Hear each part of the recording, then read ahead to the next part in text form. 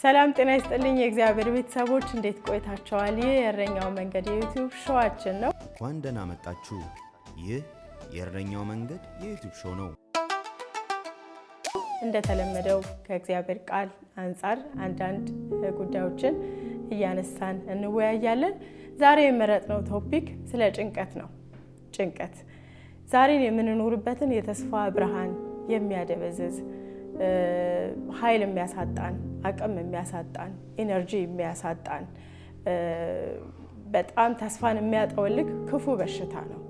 የእግዚአብሔር ቃል ይህንን እንዴት ያየዋል? ከእግዚአብሔር ቃል አንፃር ይህንን ጉዳይ እንዴት አድርገን ከህይወታችን ሙሉ በሙሉ ልናጠፋው ባንችል እንኳ ምን አይነት መረዳት ሊኖረን ይገባል የሚለውን ነገር ዛሬ እናያለን። አብራችሁን ቆዩ። ልክ እንደሚወዛወዝ ተሽከርካሪ ወንበር አለ አይደለ? ያ ተሽከርካሪ ወንበር የትም ይዞን አይሄድም፣ ወደ ኋላ ወደፊት አይደለ? ረጅም ለምሳሌ ቤት መሄድ ብንፈልግ ያ የተቀመጥንበት ተሽከርካሪ ወንበር ይዞን አይሄድም። ልክ እንደዛ ነው ጭንቀት።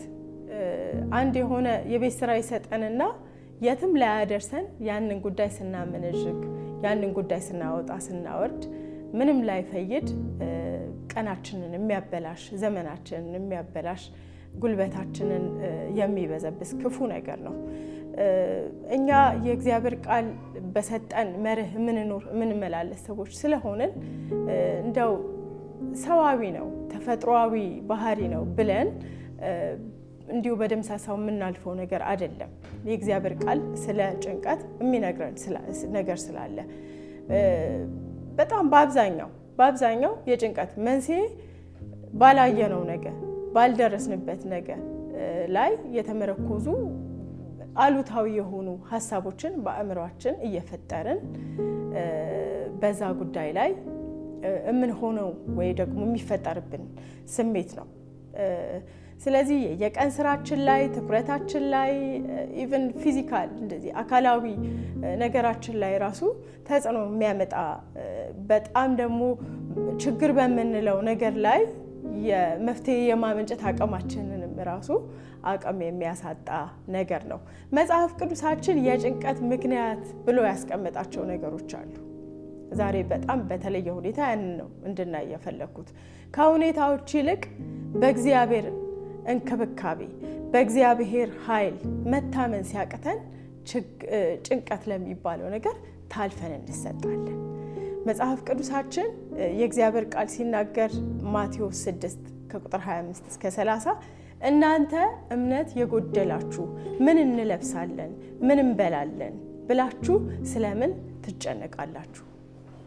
ልክ ሲጀምር ምንድነው የሚለው? እናንተ እምነት የጎደላችሁ። ስለዚህ ከሚታየው ከሚጨበጠው ካለው ሁኔታ በላይ በእግዚአብሔር በአምላካችን ፕሮቪዥን፣ በሱ ጥበቃ፣ በሱ መጋቢነት መታመን ሲያቅተን፣ የእምነት አቅማችን ሲሳሳ ጭንቀት ህይወታችንን ወደ መውረስ ይመጣል ማለት ነው። በጣም ደግሞ የሚገርመው ነገር ብዙ ጊዜ ለጭንቀት መንስኤ የሚሆነው ነገር ምን እንበላለን፣ ምን እንጠጣለን፣ ነገ ምን እንለብሳለን፣ እንዴት እንኖራለን የሚል አይነት ነገር ነው ለጭንቀት መንስኤ ሆኖ የምናየው ነገር። መጽሐፍ ቅዱሳችን ግን በእነዚህ አሁን በጠቀስኳቸው ነገሮች ላይ በእግዚአብሔር እንድንታመን በጣም ይፈልጋል። ሁለተኛው ለእግዚአብሔር ልንሰጠው፣ በእርሱ ላይ ልንጥለው፣ ለሱ ልንተወው የሚገባንን ነገር ራሳችን ልንሸከመው ስንሞክር ጭንቀት ህይወታችንን ይወርስናል። የእግዚአብሔር ቃል ሲናገር በአንደኛ ጴጥሮስ ምዕራፍ 3 ቁጥር 5 ላይ እርሱ ስለ እናንተ ያስባልና የሚያስጨንቃችሁን ሁሉ በሱ ላይ ጣሉት። አንዳንድ ጊዜ እኛ ላንወጣው፣ እኛ ተጨንቀን ምንም የመፍትሄ ሀሳብ ላንፈይድ በሉዓላዊው አምላክ በእግዚአብሔር አምላካችን ላይ ልንጥለው ልንተወው የሚገባንን ነገር ራሳችን ልንሸከመው ስንሞክር ያ ከባድ ለሆነ ጭንቀት አሳልፎ ይሰጠናል። ስለዚህ አቅማችን ውስን መሆኑን ማወቅ፣ በእግዚአብሔር በአምላካችን ላይ ደግሞ የሚጣለውን መታል፣ የሚተወውን መተው በጣም ሁነኛ መፍትሄ ነው።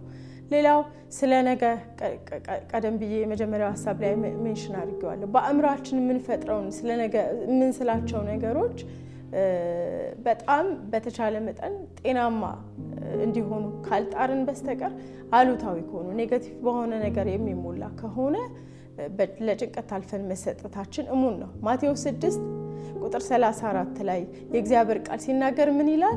ስለዚህ ለነገ በማሰብ አትጨነቁ። ለመቼ? ለነገ። የነገ ጭንቀት ለነገ ይደር። አዲሱ ትርጉም ነው ማነብላችሁ። እያንዳንዱ ዕለት የራሱ የሆነ በቂ ችግር አለውና ስለዚህ ከዛሬው እውነታ ከዛሬው በተጨባጭ ከምናየው ነገር ኢቭን እንደ ፖዚቲቭ እንኳን ቢሆን የሚያስደስት ነገር ቢሆን እንኳን ያንን ነገር አክሴፕት ከማድረግና በዛ ተረጋግቶ ከመኖር ይልቅ ገና ላልደረስንበት ላላየነው ነገር መጨነቅ ይሄ በጣም ከባድ የሆነ ነገር በህይወታችን የሚያመጣ ነው። ስለዚህ በአእምሯችን የምንስለው ነገር በጣም ልንጠነቀቅ ይገባል። የእግዚአብሔር ቃል የነገ ባለቤት ለሆነው ለእግዚአብሔር እንድንተው ስለሚያበረታታ በዚህ ዘመን በጣም ለጭንቀት በር የሚከፍቱ ብዙ ነገሮች አሉ። እንደምናየው በጣም የት ሀገር ልኑር፣ ምን ልስራ፣ ምን ልማር፣ የተለያዩ መረጃዎች ከተለያየ አንፃር ስለምንሰማ ያንን ነገር ቁጭ ብሎ እንደ እግዚአብሔር ሐሳብ ከመፈተሽ ይልቅ በእግዚአብሔር ፊት በጸሎት ያንን ጉዳይ ከማቅረብ ይልቅ ራሳችን ነገሮችን ማፖችን ለመገጣጠም ስለምንሞክር ብዙ ጊዜ እንድንጨነቅ ታልፈን ልንሰጥ ይገባል። በነገራችን ላይ እዚህ ጋር ሚስ እንዳታረጉኝ የምፈልገው ነገር ምንድነው? አናስብ ማለት አይደለም። አእምሯችንን አናሰራው ማለት አይደለም። እንደ ባለ አእምሮ ቁጭ ብሎ ስለነገ ማቀድ ይሄ ብስለት ነው። ግን ያንን የት ድረስ ነው ማረገው? ያንን ሳረግ ደግሞ ምን አይነት ስሜት እየተሰማኝ ነው? ከእግዚአብሔር ቃል አንፃር ደግሞ ይህ የእረኛው መንገድ የዩቲዩብ ሾው ነው። ይሄ ሐሳቤ የት ያደርሰኛል የሚለው ነገር በጣም ትኩረት ልንሰጠው ይገባል። ጭንቀት ልብን በስጋት ሞልቶ ሐዘንተኛ ከማድረግ ውጪ የሚፈይድልን ነገር የለም። የእግዚአብሔር ቃል ሲናገር ምሳሌ ምዕራፍ 12 ቁጥር 25 ስጉ ልብ ሰውን በሐዘን ይወጥራል። ስጉ ልብ፣ ፈሪ ልብ፣ ድንግጥ የሚል ድንብር የሚል ልብ በሐዘን የመወጠር አቅም አለው። ስለዚህ ስጋት ምንም አይነት በህይወታችን ሊያመጣው ወይም ሊፈይደው ሊያስተካክለው የሚችለው ነገር እንደሌለ የእግዚአብሔር ቃል ይነግረናል። በውስጣችን ላይ የሚከብድ ስጋት፣ ፍርሃት የሚፈጥር ጭንቀት ሁልጊዜ ሐዘንን በህይወታችን ላይ ስለሚፈጥር ኢቭን ያለንን አቅም እንኳን በተገቢ ሁኔታ ለመፍትሄነት እንዳናውለው ስለሚረብሽ በጣም ብዙ ጊዜ ልቤ በስጋት እየተሞላ ነው ወይ በጭንቀት ውስጥ ነኝ የሚለውን ነገር ሁልጊዜ መፈተሽ ተገቢ ነው። ሌላው ጭንቀት ዝም ብሎ በከንቱ ጉልበት መጨረስ ነው። ምንም የሚያመጣልን ነገር የለም። ልክ እንደውም እዚህ ጋር በጣም ደስ የሚለኝ አንድ አባባል አለ። ቦርሳ ተሸክመን በድንጋይ የተሞላ ቦርሳ ተሸክመን ልንጓዝ ብንሞክር የጉዞ ፍጥነታችንን ትልቅ እክል ነው አይደል የሚፈጥርበት። ልክ እንደዛ ነው ጭንቀት ማለት የማይሆን ነገር ተሸክሞ ለመራመድ ወደፊት ለመቀጠል መሞከር ማለት ነው።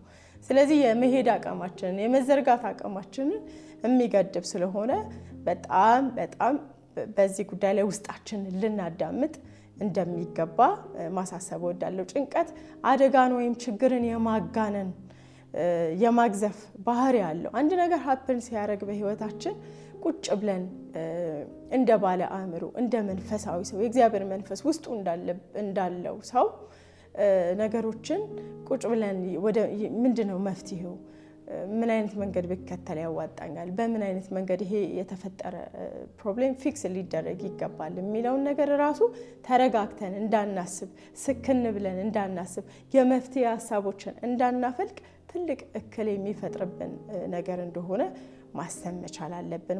የእግዚአብሔር ቃል ሲናገር ማቴዎስ 6 ቁጥር 27 ላይ ለመሆኑ ከናንተ መካከል ተጨንቆ በእድሜው ላይ አንዲት ሰዓት መጨመር የሚችል አለን ይላል።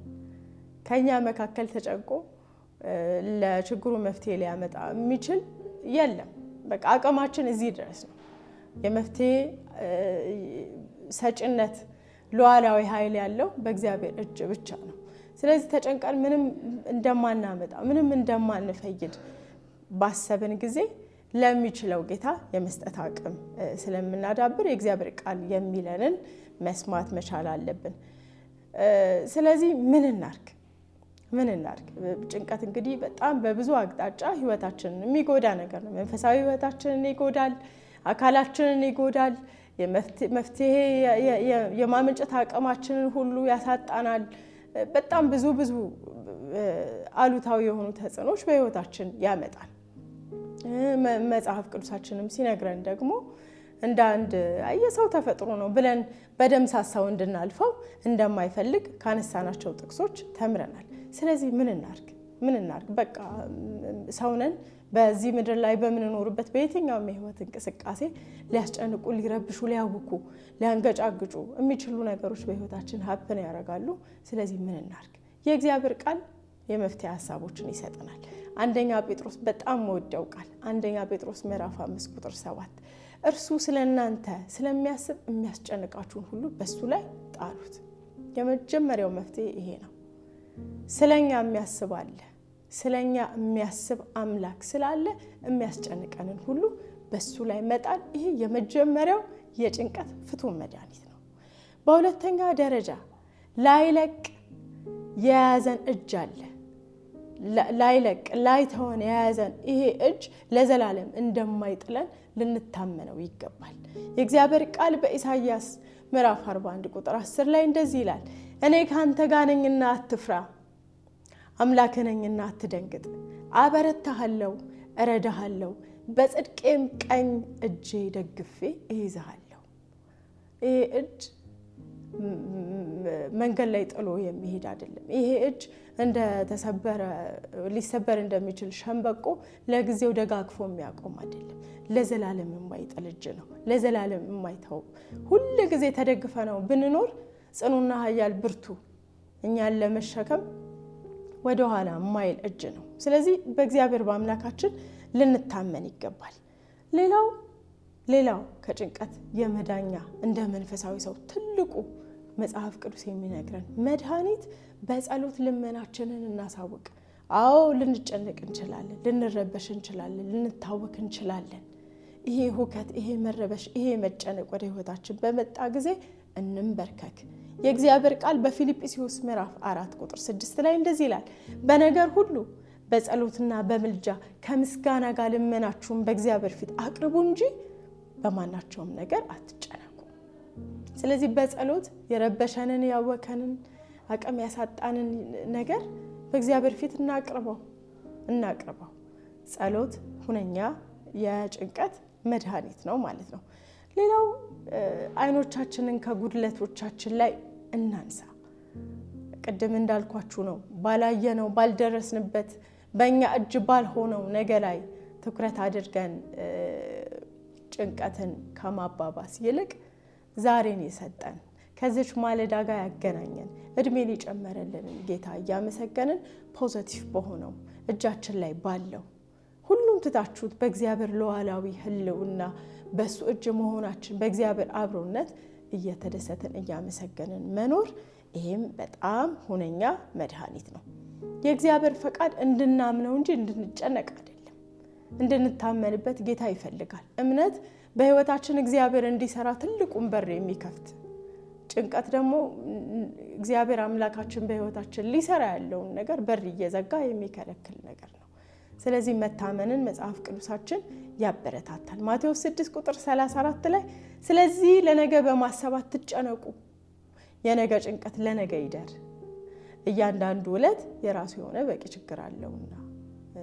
ምናልባት አዲሱ ትርጉም ስለሆነ ለየት እንዳይልባችሁ ያነበብኩላችሁ። ስለዚህ ስለ ነገ በማሰብ ከመጨነቅ ይልቅ ነገን ለያዘው አምላክ መተው በጣም ትልቅ ብልሃት ነው እንደ መንፈሳዊ ሰው። ስለዚህ ጌታን በመታመን ውስጥ ያለውን ታላቅ ሰላም እንድታጣጥሙ ከእግዚአብሔር ቃል አንጻር ልጋብዛችሁ ፈልጋለሁ። ፍርሃትና ጭንቀትን ዘርሮ መጣያ በጣም ለህይወት ፍቱን የሆነ መድኃኒት በዚህ በወደቀ ዓለም ውስጥ ስንኖር የሚያውክ የሚረብሽ በጣም የሚያንገጫግጭ አይደለም። በጣም ብዙ ነገር በህይወታችን ሊገጥመን ይችላል። ግን የእግዚአብሔር ቃል ምን አለ፣ ከዚህ መንገድ መውጫው ምንድነው የሚለውን ነገር ባሰብንና የእግዚአብሔርን ቃል ባሰላሰልን ጊዜ በጣም ሰላማዊ የሆነ ህይወት መኖር እንችላለን። ስለዚህ በእግዚአብሔር እንታመን። ሁሉ ለሚችለው ጌታ መጣል የሚገባንን መተው የሚገባንን እንተው። እንደ መንፈሳዊ ሰው ራሳችንን በጸሎት በእግዚአብሔር ፊት እያደረግን ልባችንን ከጭንቀት እንጠብቅ። ለጠላት እድል ፈንታ አንስጠው። እግዚአብሔር ሁሉን የሚችል ላይለቀን የተያዝንበት እጅ ስላለው በዚህ ደግ በዚህ ቸር በዚህ መልካም አባት እንደገፍ እንታመን። በጣም ወዳችኋለሁ። ይህ የእረኛው መንገድ የዩቲዩብ ሾው ነው። በሚቀጥለው በሌላ ርዕሰ ጉዳይ አገኛችኋለሁ። አብሬያችሁ የቆየሁት ሰላም ነበርኩኝ። ጌታ ከእናንተ ጋር ይሁን። ሰላም ቆዩ። እንኳን ደህና መጣችሁ። ይህ የእረኛው መንገድ የዩቲዩብ ሾው ነው።